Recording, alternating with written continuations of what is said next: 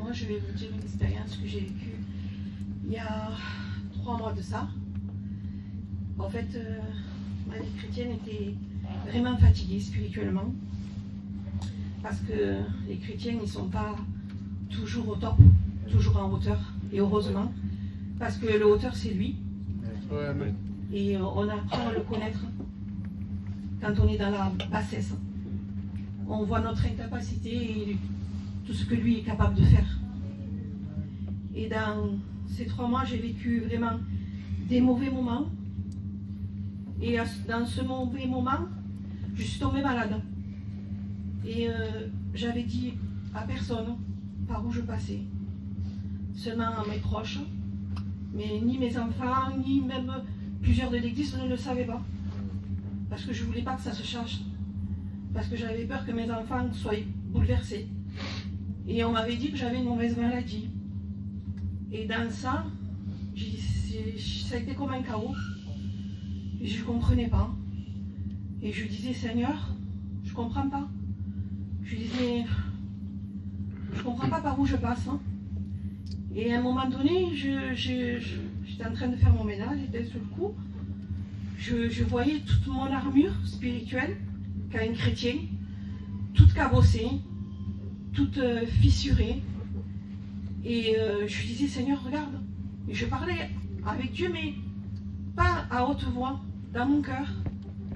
Je lui dis, regarde, Seigneur, tant d'injustices toute ma vie chrétienne, tant de combats, je vois mon armure toute cabossée, et maintenant je suis malade. Mais pourquoi? Je ne comprends pas. Et le Seigneur n'a pas répondu sur le coup. Et je me suis mis dans la prière, c'était un samedi.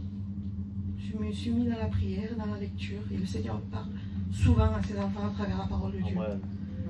Il faut simplement écouter. Et à ce moment-là, quand j'ai lu un passage qui disait que il ne fallait pas craindre ce qui tuait le corps, mais ce qui tuait l'âme, qui pouvait l'amener à la gêne.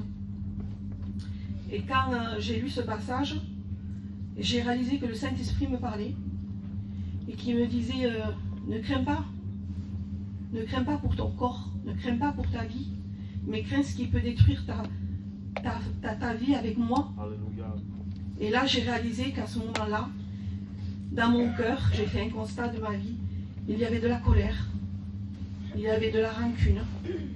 Et quand j'ai fait ce constat, j'ai réalisé que le plus important pour moi, c'était que le Seigneur soigne déjà mon intérieur.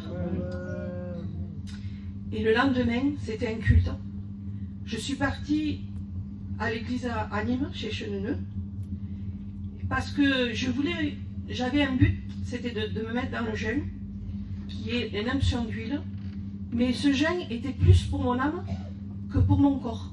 J'étais persuadée que le Seigneur pouvait me guérir, mais ce n'était pas le plus important pour moi, c'était qu'il guérisse mon âme, et qui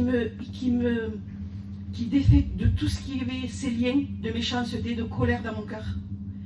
Et je m'avais mis dans le jeûne comme ça, et j'avais fait demander l'onction d'huile. Je ne l'avais pas fait ici parce que je ne voulais pas que mes enfants le sachent. Et quand je suis allée là-bas, il y avait une prédication très simple. Le pasteur, il prêchait sur l'arche de Noé, qu'il fallait continuer pour sauver les nôtres, pour sauver notre famille, tout ça. Et à un moment donné, il s'arrête et il dit, tu sais, ton armure à toi, elle est toute cabossée. Mais tu sais, il faut que tu continues. Parce que tu vas sauver les tiens en continuant. Et j'ai pris ça comme un mot de Dieu, parce que personne ne m'écoutait quand je disais ça à mon Seigneur. Dieu m'avait entendu. Et à ce moment-là, quand j'ai fait l'onction d'huile, j'ai senti comme une délivrance. Vraiment quelque chose de particulier. J'ai été bénie dans ce culte où il n'y avait pas beaucoup de monde, où la présence de Dieu me bénissait, me parlait énormément. Et je suis sortie une nouvelle personne. Et j'ai su que là, Dieu avait intervenu. Amen. Et quand j'ai fait tous mes examens que le docteur me demandait, il n'y avait plus rien.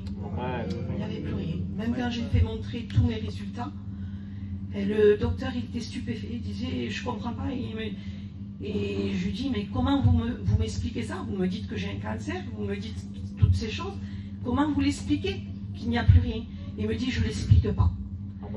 Mais moi, dans mon cœur, je savais que je pouvais l'expliquer. Que Dieu est là. Et que Dieu, déjà, ce qu'il veut, des fois, nous, on dit, oh, il faut qu'il intervienne pour une maladie ou quoi que ce soit, ou au Stulal, s'il aurait été là, ben, Dieu aurait fait autrement. Et ça serait passé autrement. Non, le plus important, c'est qu'on soit sauvé. C'est que notre âme soit sauvée. Parce que le corps, c'est pas important. Si Dieu veut le guérir, il le fait. Et s'il ne veut pas, il fait ce qu'il veut. Amen. Que Dieu vous bénisse. Amen.